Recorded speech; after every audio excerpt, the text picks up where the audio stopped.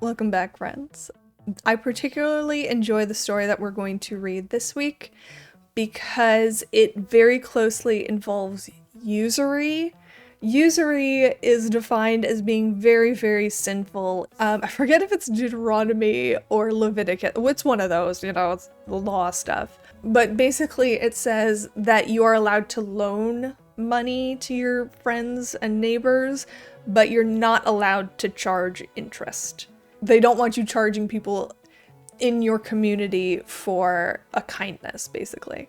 But usury is seen as being very, very, very sinful up until now. And even now, we have, predatory lending, like payday loan places are usurious, and the kind of stock tropey image of the loan shark, like, do you understand how finance works?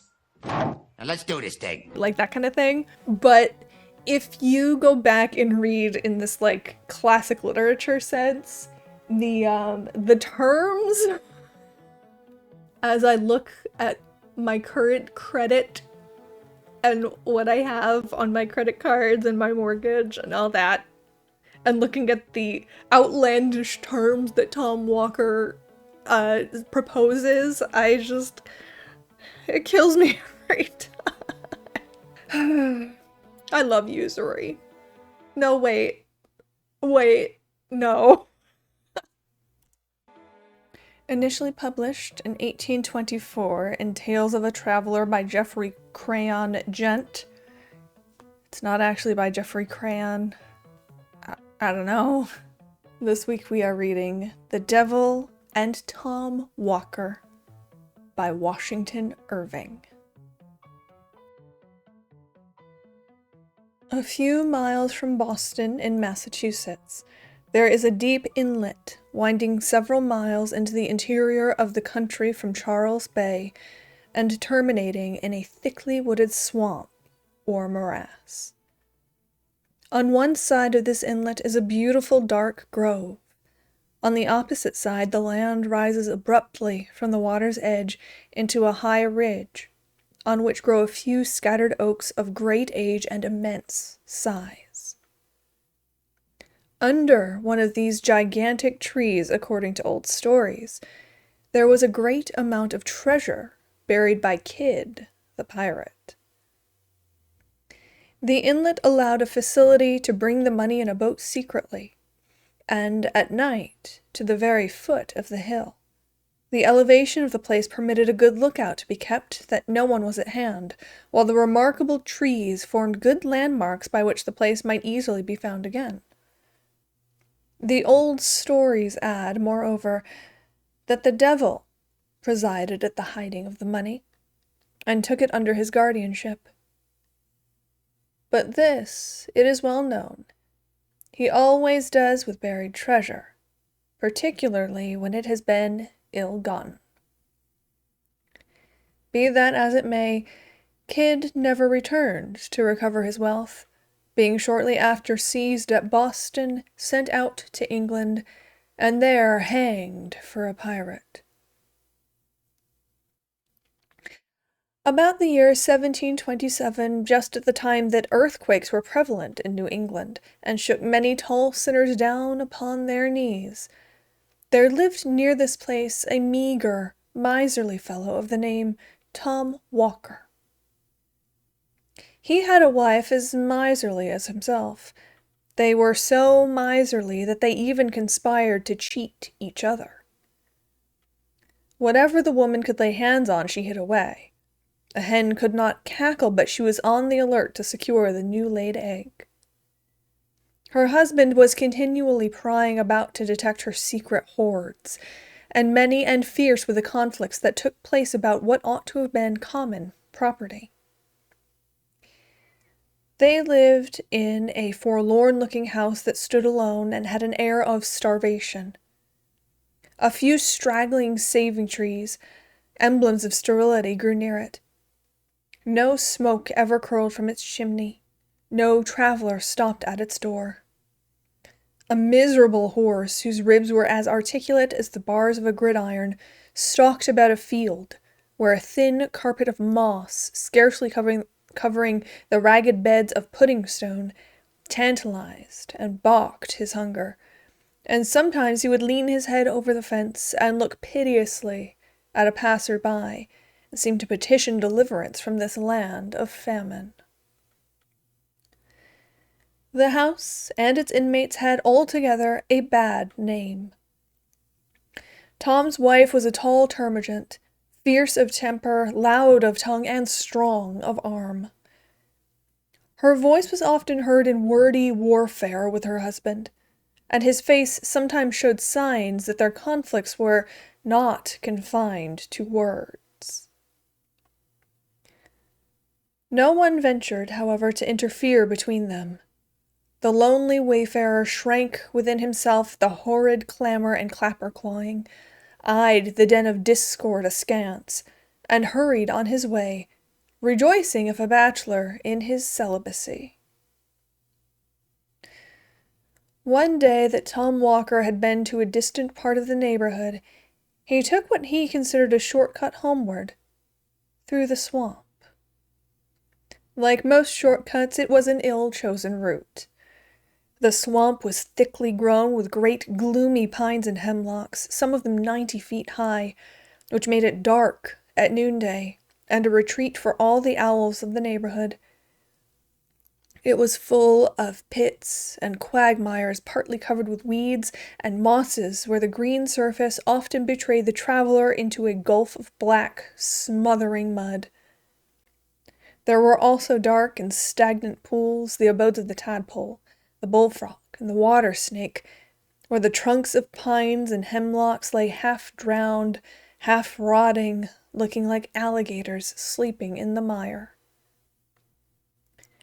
Tom had long been picking his way cautiously through this treacherous forest, stepping from tuft to tuft of rushes and roots, which afforded precarious footholds among deep sloughs, or pacing carefully like a cat along the prostrate trunks of trees, startled now and then by the sudden screaming of the bittern, or the quacking of a wild duck, rising on the wing from some solitary pool. At length he arrived at a firm piece of ground, which ran like a peninsula into the deep bosom of the swamp. It had been one of the strongholds of the Indians during their wars with the first colonists.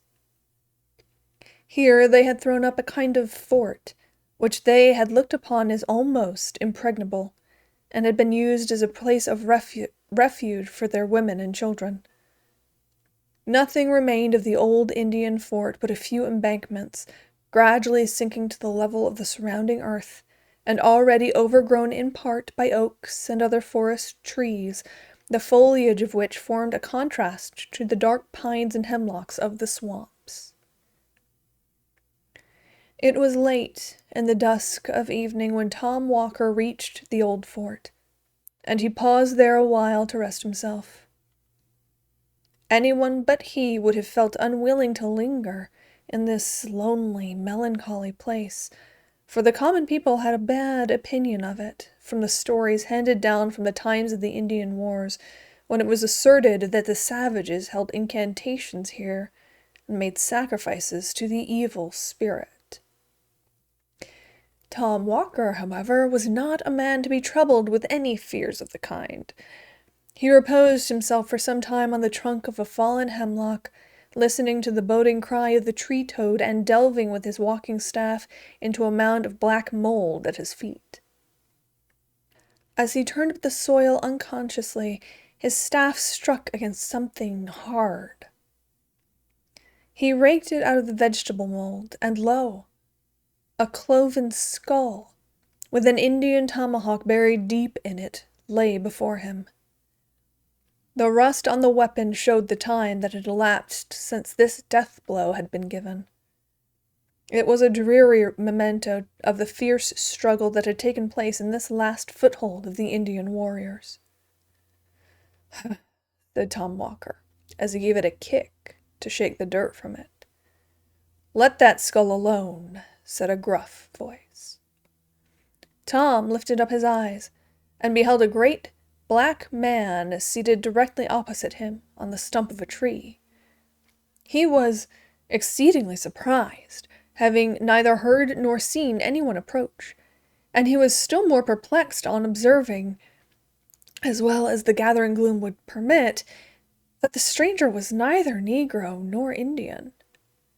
It is true he was dressed in a rude Indian garb, and had a red belt or sash swathed about his body, but his face was neither black nor copper color, but swarthy and dingy and begrimed with soot, as if he had been accustomed to toil among fires and forges. He had a shock of coarse black hair that stood out from his head in all directions, and bore an axe on his shoulder. He scowled for a moment at Tom with a great pair of great red eyes. "What are you doing on my grounds?" said the black man with a hoarse, growling voice. "Your grounds," said Tom with a sneer. "No more your grounds than mine. They belong to Deacon Peabody." "Deacon Peabody be damned," said the stranger, "as I flatter myself he will be, if he does not look more to his own sins and less to those of his neighbors. Look yonder and see how Deacon Peabody is faring." Tom looked in the direction that the stranger pointed, and beheld one of the great trees fair and flourishing without, but rotten at the core, and saw that it had been nearly hewn through, so that the first high wind was likely to blow it down. On the bark of the tree was scored the name of Deacon Peabody, an eminent man who had waxed wealthy by driving shrewd bargains with the Indians. He now looked around, and found most of the tall trees marked with the name of some great man of the colony, and all more or less scored by the axe. The one on which he had been seated, and which had evidently just been hewn down, bore the name of Crowninshield, and he recollected a mighty rich man of that name who made a vulgar display of his wealth, which it was whispered he had acquired by buccaneering. "He's just ready for burning," said the black man with a growl of triumph. "You see, I am likely to have a good stock of firewood for winter." "But what right have you," said Tom, "to cut down Deacon Peabody's timber?" "The right of a prior claim," said the other. "This woodland belonged to me long before one of your white-faced race put foot upon the soil." "And pray who are you, if I may be so bold?" said Tom. "Oh, I go by various names. I am the wild huntsman in some countries, the black miner in others. In this neighborhood I am known by the name of the Black Woodsman. I am he to whom the red men consecrated this spot, and in honor of whom they now and then roasted a white man by way of sweet-smelling sacrifice. Since the red men have been exterminated by you, white savages, I amuse myself by presiding at the persecutions of Quakers and Anabaptists. I am the great patron and prompter of slave dealers, and the grand master of the Salem witches. The upshot of all which is that, if I mistake not," said Tom sturdily, "you are he commonly called Old Scratch." "The same, at your service," replied the black man with a half-civil nod. Such was the opening of this interview, according to the old story, though it has almost too familiar an air to be credited. One would think that to meet with such a singular personage in the wild, lonely place would have shaken any man's nerves. But Tom was a hard-minded fellow, not easily daunted, and he had lived so long with a termagant wife that he did not even fear the devil.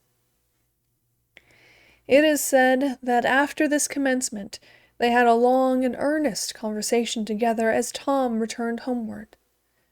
The black man told him of great sums of money buried by Kidd the pirate under the oak trees on the high ridge, not far from the morass. All these were under his command and protected by his power, so that none could find them but such as propitiated his favor. These he offered to place within Tom Walker's reach, having conceived an especial kindness for him. But They were to be had only on certain conditions. What these conditions were may be easily surmised, though Tom never disclosed them publicly. They must have been very hard, for he required time to think on them, and he was not a man to stick at trifles when money was in view. When they had reached the edge of the swamp, the stranger paused. "What proof have I that all you have been telling me is true?" said Tom. "There's my signature," said the black man, pressing his finger on Tom's forehead. So saying, he turned off among the thickets of the swamp, and seemed, as Tom said, to go down, down, down into the earth, until nothing but his head and shoulders could be seen, and so on, until he totally disappeared. When Tom reached home, he found the black print of a finger burned, as it were, into his forehead, which nothing could obliterate. The first news his wife had to tell him was the sudden death of Absalom Crowninshield, the rich buccaneer. It was announced in the papers with the usual flourish that a great man had fallen in Israel. Tom recollected the tree which his black friend had just hewed down, and which was ready for burning. "Let the freebooter roast," said Tom, "who cares?" He now felt convinced that all he had heard and seen was no illusion. He was not prone to let his wife into his confidence, but as this was an uneasy secret, he willingly shared it with her. All her avarice was awakened at the mention of hidden gold, and she urged her husband to comply with the black man's terms and secure what would make them wealthy for life. However Tom might have felt disposed to sell himself to the devil, he was determined not to do so to oblige his wife, so he flatly refused out of the mere spirit of contradiction. Many and bitter were the quarrels they had on the subject, but the more she talked, the more resolute was Tom not to be damned to please her. At length she determined to drive the bargain on her own account, and if she succeeded, to keep all the gain for herself. Being of the same fearless temper as her husband, she set off for the old Indian fort toward the close of a summer's day. She was many hours absent.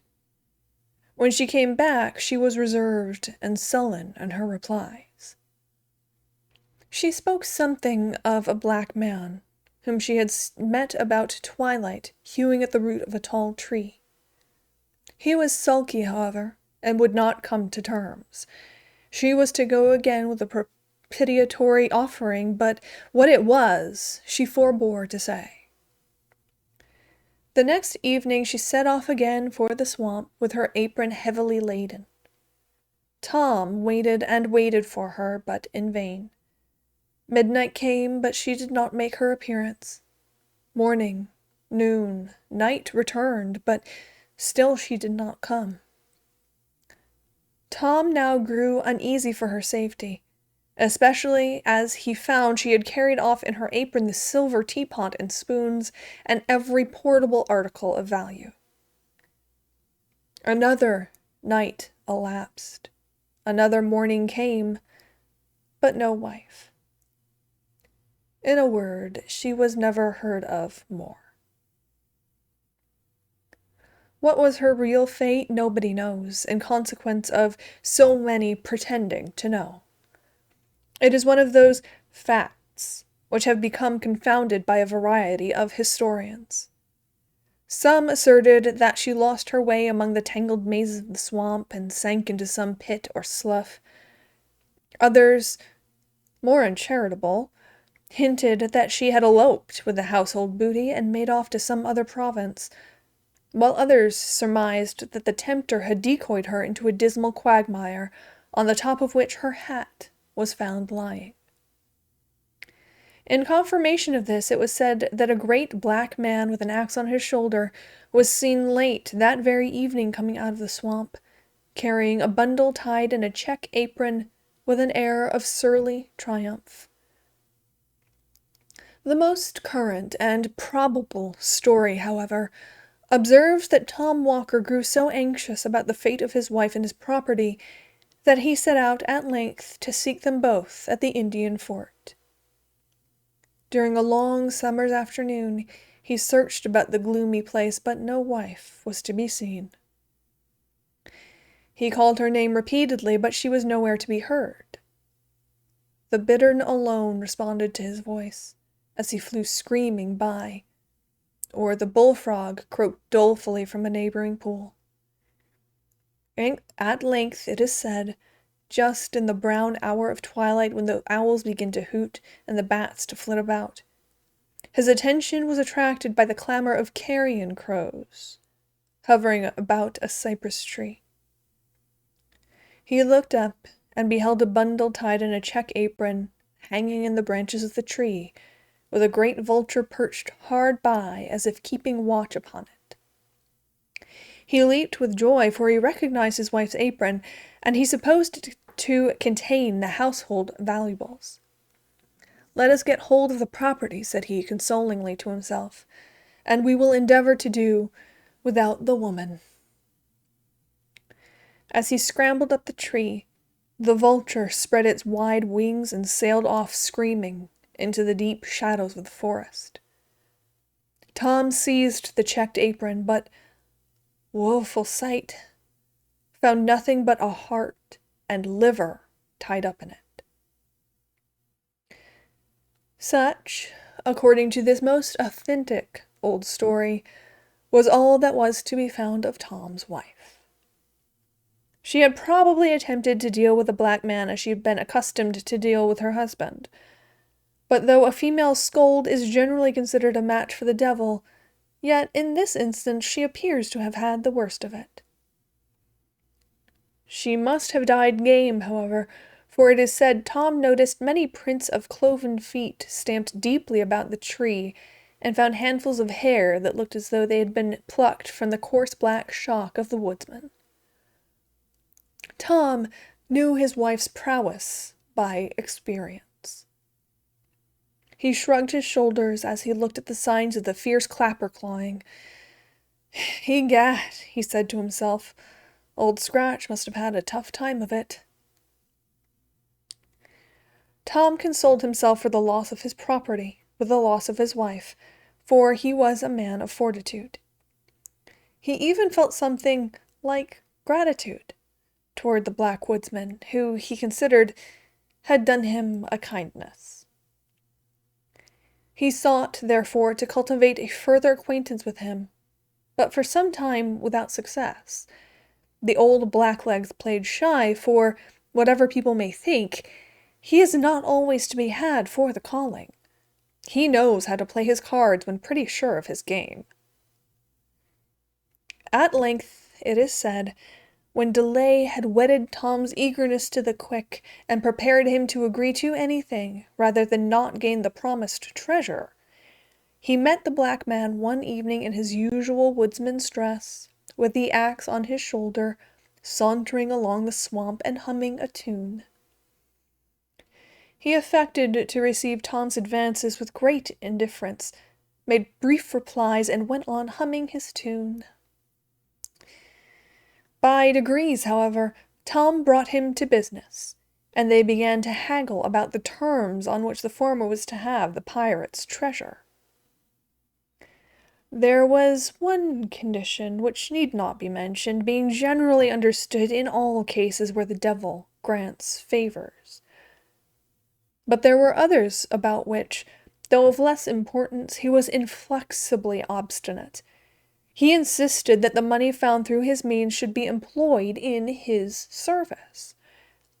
He proposed, therefore, that Tom should employ it in the black traffic. That is to say, he should fit out a slave ship.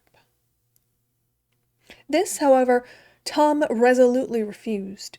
He was bad enough in all conscience, but the devil himself could not tempt him to turn slave-trader. Finding Tom so squeamish on this point, he did not insist upon it, but he proposed instead that he should turn usurer. the devil being extremely anxious for the increase of usurers, looking upon them as his peculiar people. To this, no objections were made, for it was just to Tom's taste. "You shall open a broker's shop in Boston next month," said the black man. "I'll do it tomorrow, if you wish," said Tom Walker. "You shall lend money at 2% a month." "Egad, I'll charge 4, said Tom Walker. "You shall extort bonds, foreclose mortgages, drive the merchants to bankruptcy." "I'll drive 'em to the devil," said Tom Walker. "You are the usurer for my money," said Blacklegs with delight. "When will you want the rhino?" "This very night." "Done," said the devil. "Done," said Tom Walker. So they shook hands and struck a bargain. A few days' time saw Tom Walker seated behind his desk in a counting house in Boston. His reputation for a ready-moneyed man who would lend money out for a good consideration soon spread abroad. Everyone remembers the time of Governor Belcher, when money was particularly scarce. It was a time of paper credit. The country had been deluged with government bills. The famous land bank had been established. There had been a rage for speculating. The people had run mad with schemes for new settlements, for building cities in the wilderness. Land jobbers went about with maps of grants and townships and Eldorados lying nobody knew where, but which everybody was ready to purchase. In a word, the great speculating fever which breaks out every now and then in the country had raged to an alarming degree, and everybody was dreaming of making sudden fortunes from nothing. As usual, the fever had subsided, the dream had gone off, and the imaginary fortunes with it. The patients were left in doleful plight, and the whole country resounded with a consequent cry of hard times. At this propitious time of public distress did Tom Walker set up as a usurer in Boston. His door was soon thronged by customers. The needy and adventurous, the gambling speculator, the dreaming land jobber, the thriftless tradesman, the merchant with cracked credit. In short, everyone driven to raise money by desperate means and desperate sacrifices hurried to Tom Walker. Thus, Tom was the universal friend to the needy and acted like a friend in need. That is to say, he always exacted good pay and security. In proportion to the distress of the applicant was the hardness of his terms. He accumulated bonds and mortgages, gradually squeezed his customers closer and closer, and sent them at length dry as a sponge from his door. In this way, he made money hand over hand, became a rich and mighty man, and exalted his cocked hat upon change. He built himself, as usual, a vast house out of ostentation, but left the greater part of it unfinished and unfurnished out of parsimony. He even set up a carriage in the fullness of his vainglory, though he nearly starved the horses that drew it. And, as the ungreased wheels groaned and screeched on the axle-trees, you would have thought you heard the souls of the poor debtors he was squeezing. As Tom waxed old, however, he grew thoughtful. Having secured the good things of this world, he began to feel anxious about those of the next. He thought with regret of the bargain he had made with his black friend, and set his wits to work to cheat him out of the conditions. He became therefore all of a sudden a violent church-goer. He prayed loudly and strenuously, as if heaven were to be taken by force of lungs. Indeed, one might always tell when he had sinned the most during the week by the clamor of his Sunday devotion. The quiet Christians who had been modestly and steadfastly traveling Zionward were struck with self-reproach at seeing themselves so suddenly outstripped in their career by this new-made convert. Tom was as rigid in religious as in money matters. He was a stern supervisor and censurer of his neighbors, and seemed to think every sin entered up to their account became a credit on his own side of the page. He even talked of the expediency of reviving the persecution of Quakers and Anabaptists. In a word, Tom's zeal became as notorious as his riches. Still, in spite of all this strenuous attention to forms, Tom had a lurking dread that the devil, after all, would have his due. That he might not be taken unawares, therefore, it is said he always carried a small Bible in his coat pocket. He also had a great folio Bible on his counting-house desk, and would frequently be found reading it when people called on business. On such occasions he would lay his green spectacles in the book to mark the place, while he turned round to drive some usurious bargain. Some say that Tom grew a little crack-brained in his old days, and that, fancying his end approaching, he had his new horse shod, saddled, and bridled, and buried, with his feet uppermost, because he supposed that at the last day the world would be turned upside down, in which case he should find his horse standing ready for mounting, and he was determined, at the worst, to give his old friend a run for it. This, however, is probably an old wives' fable. If he really did take such a precaution, it was totally superfluous. At least, so says the authentic old legend, which closes his story in the following manner. One hot summer afternoon in the dog days, just as a terrible black thunder gust was coming up, Tom sat in his counting-house, in his white linen cap and India silk morning gown. He was on the point of foreclosing a mortgage, by which he would complete the ruin of an unlucky land speculator from whom he had professed the greatest friendship. The poor land jobber begged him to grant a few months' indulgence. Tom had grown testy and irritated and refused another delay. "My family will be ruined and brought upon the parish," said the land jobber. "Charity begins at home," replied Tom. "I must take care of myself in these hard times."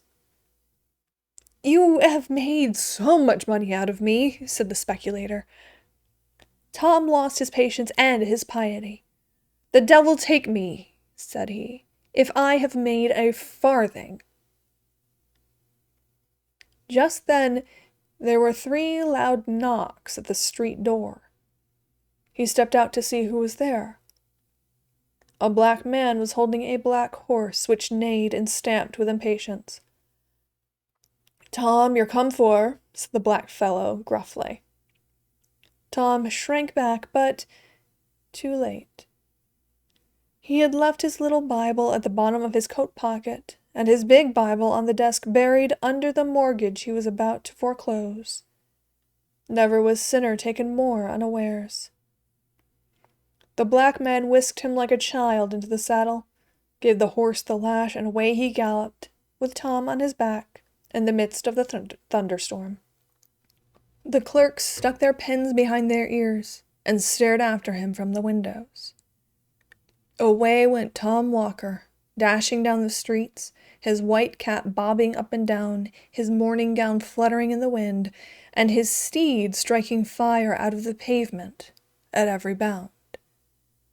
When the clerks turned to look for the black man, he had disappeared. Tom Walker never returned to foreclose the mortgage. A countryman who lived at the border of the swamp reported that in the height of the thunder gust he had heard a great clattering of hoofs and a howling along the road, and running to the window caught sight of a figure such as I have described, on a horse that galloped like mad across the fields, over the hills, and down into the black hemlock swamp toward the old Indian fort, and that shortly after a thunderbolt falling in that direction seemed to set the whole forest in a blaze. The good people of Boston shook their heads and shrugged their shoulders, but had been so much accustomed to witches and goblins and tricks of the devil in all kinds of shapes from the first settlement of the colony that they were not so much horror-struck as might have been expected. Trustees were appointed to take charge of Tom's effects. There was nothing, however, to administer upon. On searching his coffers, all his bonds and mortgages were reduced to cinders. In place of gold and silver, his iron chest was filled with chips and shavings. 2 skeletons lay in his stable instead of his half-starved horses. And the next day his great house took fire and was burned to the ground. Such was the end of Tom Walker and all his ill-gotten wealth. Let all gripping money brokers lay this story to heart. The truth of it is not to be doubted. The very hole under the oak trees whence he dug Kid's money is to be seen to this day, and the neighboring swamp and old Indian fort are often haunted in stormy nights by a figure on horseback, in morning gown and white cap, which is doubtless the troubled spirit of the usurer. In fact, the story has resolved itself into a proverb, and is the origin of that popular saying so prevalent throughout New England of the devil and Tom Walker. The end.